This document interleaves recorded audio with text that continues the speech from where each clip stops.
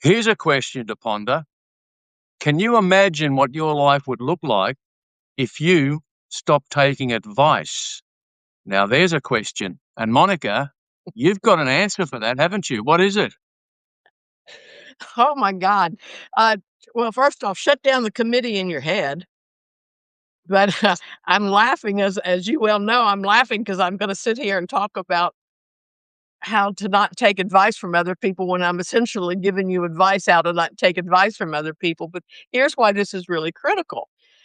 You give away your personal power every time you outsource whatever decision you have to make or a problem or opportunity that you want to talk about. You're outsourcing your power to other people.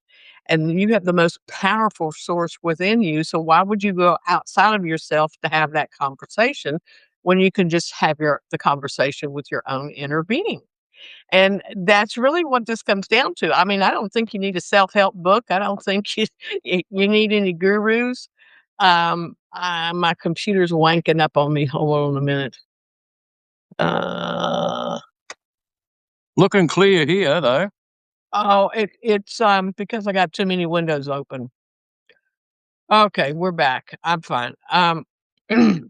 There's nothing for me to have 15 or 20 windows open. Anyway, hey everybody, how y'all doing tonight? We're gonna have some fun laughing about not taking advice.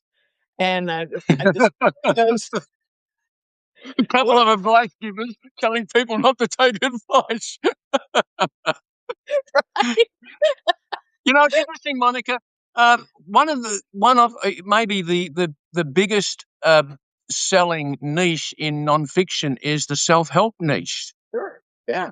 The world is hungry for advice, Mhm. and we're talking now about stop taking advice, or at least maybe turn the faucet down a little bit and start going into something we talked about last week, which was the void, looking for the answers from within. And look, you can go as deep as you like for this. You could go down a very deep and multi-tunnel rabbit hole, Mhm. but we're going to keep it rather light, I think. But you had an experience this last week, didn't you, about uh, well, what happened? I wasn't sleeping is what was happening, and it was driving me crazy. I mean, I even asked ChatGPT for some help. I couldn't find any solutions. And a well-meaning friend suggested that I drink a glass of water with a tablespoon of apple cider vinegar and a little honey. Meh. I got up 5 times that night.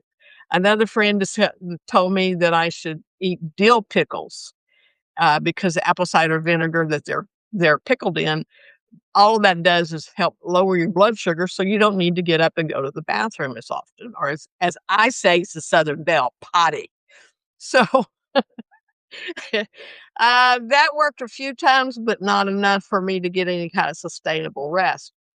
And then another friend gave me this Rise chocolate that has melatonin in it, and he did not tell me it has a melatonin in it, because I cannot take melatonin because I'm drunk the next day from melatonin. I can't Oh, do any. really? Oh my God, I'm just I'm nothing. I'm a tiny woman. I'm only 4'11", so it doesn't take much for my system to be impacted. And Wow. I drank that whole 8 ounces of that hot chocolate, and I went, "Oh, this feels good. I'm gonna go to sleep." And I got up 6 times that night. Every hour and a half, I woke up to go to the bathroom. I said, "This is some crazy stuff." So I went to the void. I got quiet Mm, and said, yeah. I'm not coming with a problem. That's the thing. You sit in meditation and you have a subject you want to ponder on, but when you sit in the void, it's like surrender, give up. I have no thought about anything. And I came out of it with a very clear feeling that there's nothing wrong other than one thing.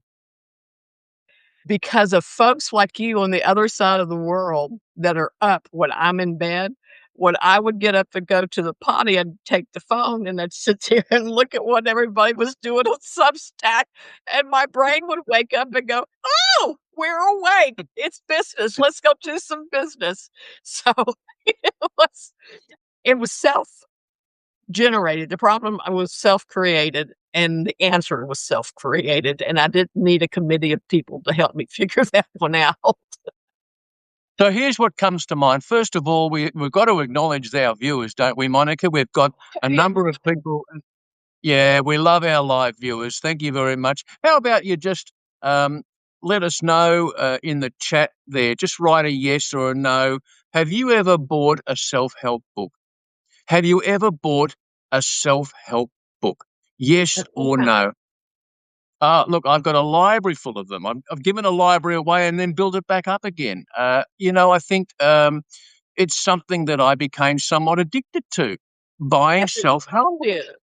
I think we all did. I had a huge library of them until my house burned down, and then I lost my entire. I mean, I had a personal library of 600 books besides self-help, but I probably had about Oh, 100 of them, you know? And when my house burned down, I lost all of that. And no, I did not go back and replace it. Georgia Stewart says she's bought a self-help book. Thank you, Georgia.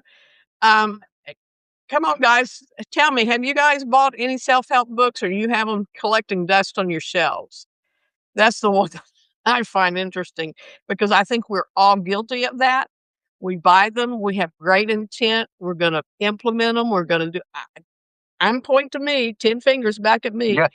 Oh, Great yeah. intent, I'm gonna do it, and life takes me away, and I never get back to doing what I said I was gonna go do. So Yeah, yeah, Mary Rice says she's bought a ton. So yeah. thank you, Gary. And that's really what my thoughts are on it. I can say this because I've never bought another self-help book since my house burned down in 2007. I made a decision that I was not buying books anymore because that was a hard to my heart loss besides losing my whole house. And I made that decision and I wasn't going to buy anymore. Well, and the other thing that happened is that's about the same time the internet and YouTube and Abraham Hicks or Marianne Williamson or Wayne Dyer, they were all doing YouTube things that you could listen to while you're like cleaning the kitchen or whatever. And Yeah. but I will come back to the same thing that none of them tell you to do. And it's the one thing that changed everything in my life. And it was to learn to regulate my nervous system before I set off on a manifesting journey. Regulate your nervous system sounds pretty high tech. What is that? Breathing, a certain pattern of breathing.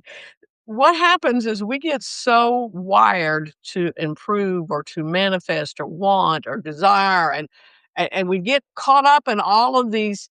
Here's how you do it. The guru says you'll get $1 million at the end of the year if you do all of these little steps. And in none of those steps do they say, self-regulate your nervous system to be calm and relaxed enough to receive the updated information on how to manifest. None of them say that. And when I started the practice of self-regulation, which I do every day, often every hour on the hour, that completely changed everything for me. It is why I have a Substack of 7,000. That's exactly why, because I'm able to interrupt the pattern of thought that would prevent me from hearing and receiving the information from my inner being to take the next steps and the next steps and the next steps to wishes fulfilled. Because I Let's mean, just Neville Garber talked about regulating the nervous system. oh, and I love that the whole concept of wishes fulfilled, as you know. But something comes to mind, could be right now in the mind of one or more of our viewers, Monica, because you said receive. The key word there was receive, Mhm. receiving from within, not external sources, Right. but from within.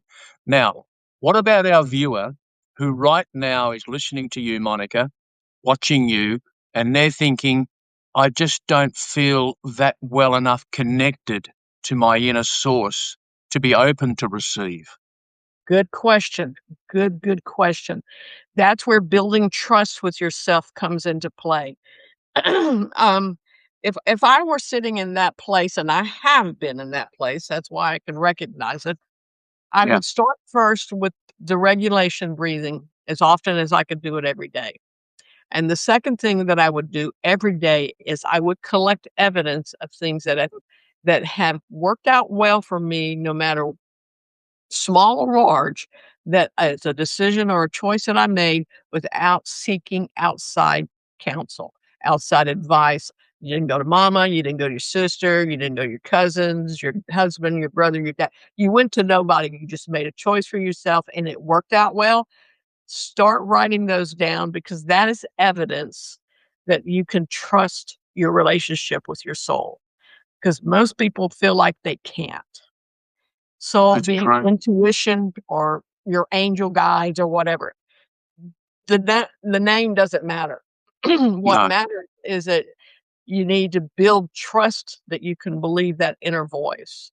I'll listen to my gut and my inner voice 100% over anything else.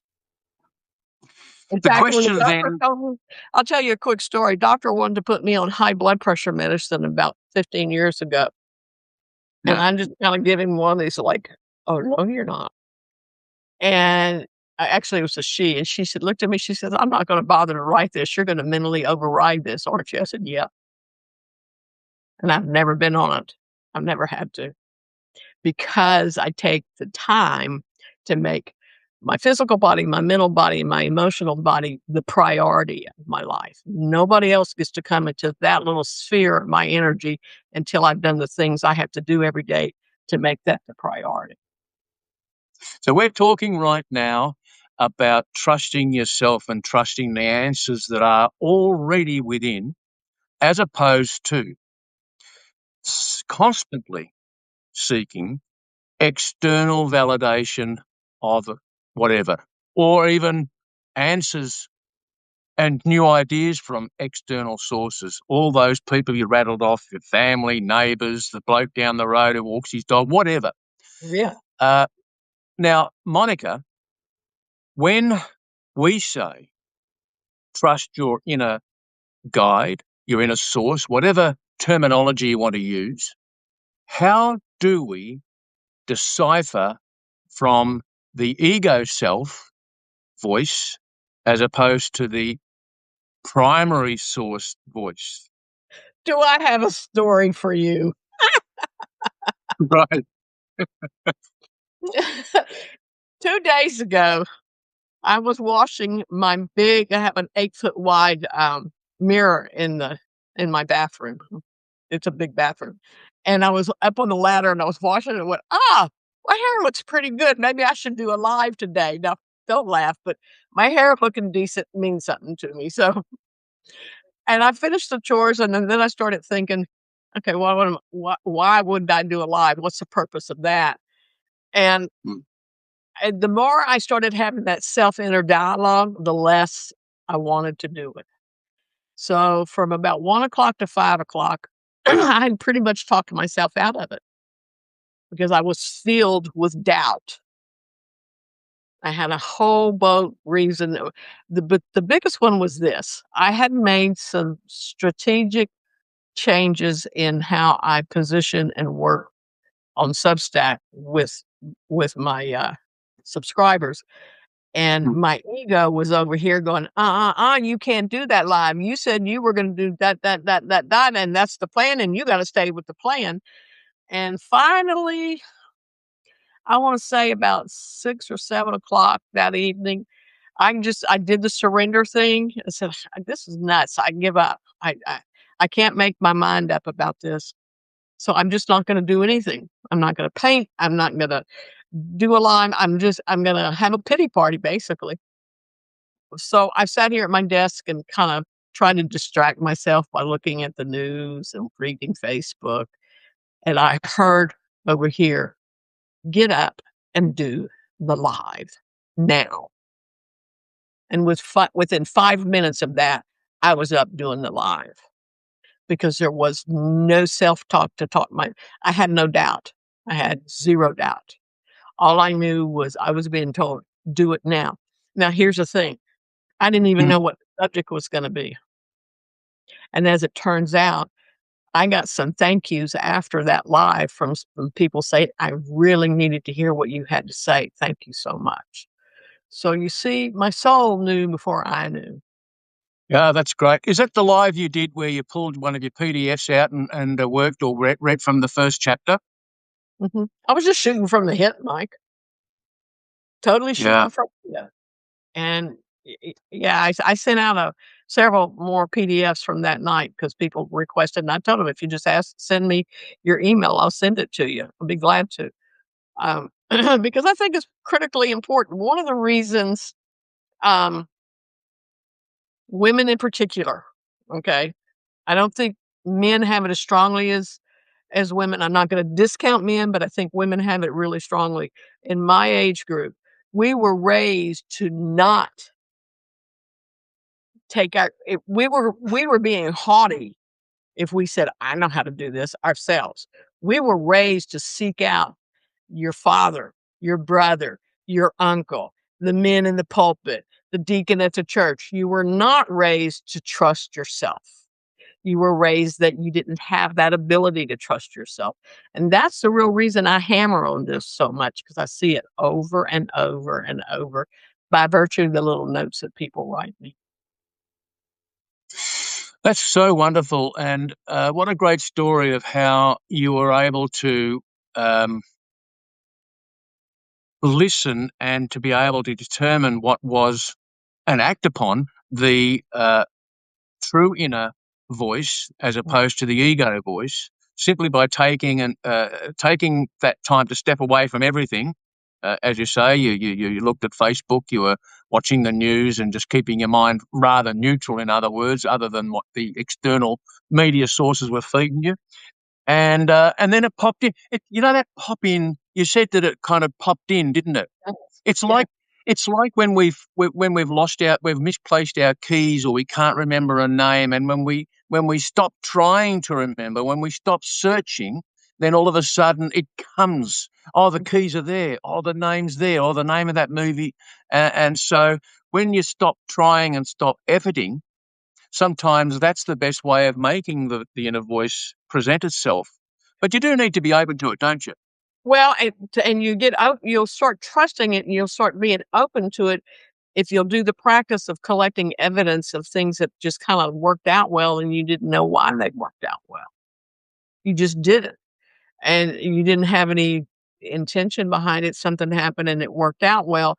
Write that down. Write down what it felt like. Collect the evidence that things have worked out well somewhere along your life's path because you cannot live life without something good happening. So I know that something somewhere, somebody that has experienced something good that they can put down in a little list.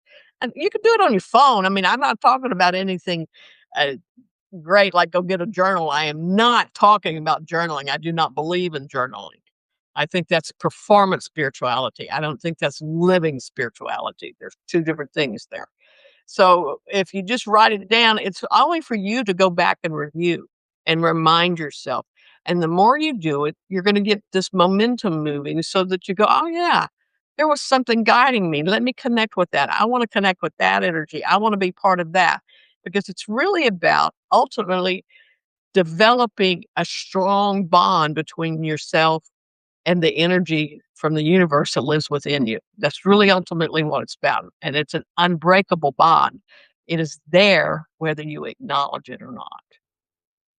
So our viewers that are with us, Monica, or those listening to the podcast after the event, the recording, they would be somewhere on a timeline from 0 to 100, let's say, from 0 to 100. Zero being I'm 100% skeptical to all this, and on the other end, 100, I'm so all in on this, it's not funny. And then there'd be some in the middle, sort of sitting on the fence. Uh, Mhm. what what what could we say to? All right, so our friends that are all in with us, they're all in. Fantastic to have you on board.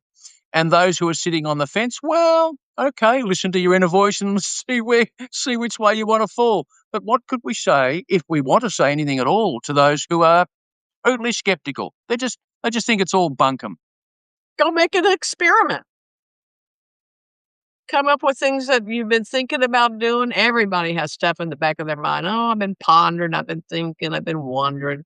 But don't tell anybody what you're thinking or wondering or doing, and just keep it to yourself.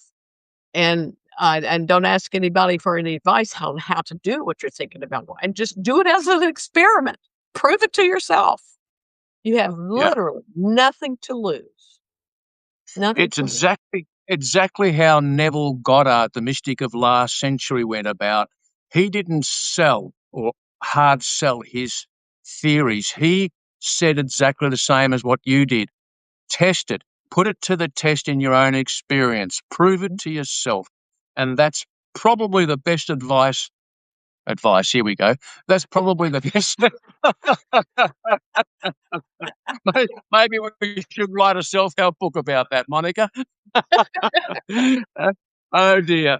But but we're not, or are we suggesting that people give up entirely buying their self-help books or listening to their self-help podcasts or discussing with their neighbor or their friend or their close relative an idea? Well, I actually have a thought about that. I think one of the other missing components in the self-help industry, well, there's 2 things I'm gonna tell you. I think it's a very codependent industry. They Mm, need you to be dependent for their next series of book sales or their yeah, series of videotapes or whatever. They need you. That's their marketing thing. Now, for me, if I do my job well, y'all don't need to come back to me anymore. If I do this yeah. right, I'm done. Adios, goodbye. The other thing that I think about that is that, oh shoot, I just lost my train of thought. It happened. What was your question again? Yeah. They don't ask me. I'm the same. I'm in the same boat. Yeah, yeah. You're younger than me. You don't get to do Well, not by much. I have trouble that. getting out of a beanbag. Hmm? Was the question about sitting on the fence, or No, yeah, no, the skeptics who think that all this inner voice, guidance, from the source is bunkum and, you know oh, yeah, and then I said, "No, sorry, no, we went." That's right, I asked, "Are we suggesting that, we don't read any self-help, but we throw them all out, oh, burn the self-help books, stop listening to the self-help podcasts?" We're not suggesting that, are we? I'm not making any suggestions for anybody other than how I'm just telling you what happened to me. I stopped buying any self-help material when my house burned down. That's None. right, that's right. I have none. And I don't really read any self-help Substacks. I don't go down that road either. I actually don't read a lot of Substacks because I don't have a whole lot of time, to be honest with you. Between painting and writing, I don't have a lot of time. Yeah. Um, but it's not about not I don't wanna say don't go buying any. I wanna say make your priority to become a student of yourself. Learn about yourself. You'd be surprised how many people live on autopilot. And they don't really know what makes their clock tick. They just, "Oh, the magazine said this shirt would be pretty, so I'll go buy that. Maybe he'll like me if I buy that shirt." And believe me, I know that dynamic. I lived it. But once you really know yourself, first off, know really what makes your clock tick or what's important to you, there's nothing anybody that Deepak Chopra could say that will change how you think and live your life. By the way, Deepak is coming out with a new book about retirement. It's called The Final Chapter. You won't be buying it. No. Okay. I'll tell you what comes to mind. Uh, you're a painter, an artist. Are you a painter or an artist? Often, are the two the same? Um, there was a point in time that I felt fraudulent when I called myself an artist. Isn't that interesting? Yeah, and I said, "No, no, no, I'm a painter. I paint because I was doing paintings that pleased other people. I would paint Here's things." here's. Sorry, Monica. Sorry, I stepped on you. No, no, go ahead. Yeah, I was the same when I started copywriting. So I made a living copywriting, writing advertising and marketing material for 10 years. But in the beginning, I felt a fraud as well calling myself a copywriter. I thought that's what other people who are skilled at doing this stuff do. I'm just someone who's trying to be a copywriter. Anyway, what came to mind when you were talking when you were answering that question of do we stop reading self-help books? To my mind, that's why I brought in the artist painter reference. You use paints and you use brushes and you have an empty canvas when you begin. The This is my opinion only. This is not Monica's opinion. This is mine. There is a lot of useful information available in the external world, not the inner world, where the source of information and intuition is. But there's a lot of useful information in the external world to me, which is like your oils, your paint, your colours, and your paintbrushes. But how you use those colours and how you use the brushes and the brush strokes determines what goes onto your unique canvas. And I think that's the opportunity we have to be selective about what colours we choose, what brushes we use, the pressure of the stroke, etc., all the stuff you know as a painter. But what comes onto the canvas in our life is determined on how we apply it all. And so we can be very selective.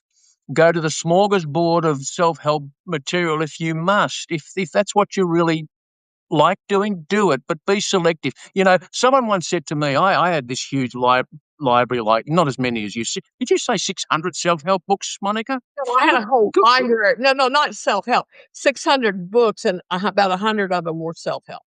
Oh, righto, yeah. So I'm in about the same league. I probably would have bought over 100 books.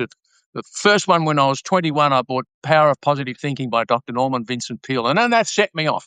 Yeah. Yeah, okay. Smorgasbord. Now, try this. For those who have still got this massive library, I bet you there's 80 to 90% of those books you've never finished. You've only got through to chapter 1 or chapter 2. It happens. We're all the same. Here's the thing. Go grab one maybe, if you must, and finish reading it and then take one insight, just one, and apply that for 30 days and watch what happens. But use the inner voice as well. Yeah.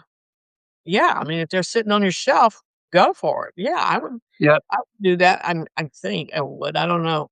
Um, I'm such a, dogmatic person when it comes to the soul because even the painting, when I fell in love with my soul is when I stopped referring to myself as a painter and I became an artist because the works that I do are not pre-planned.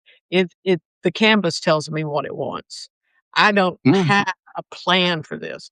I'm just the facilitator of what's getting ready to come out of my brush and what colors and so on.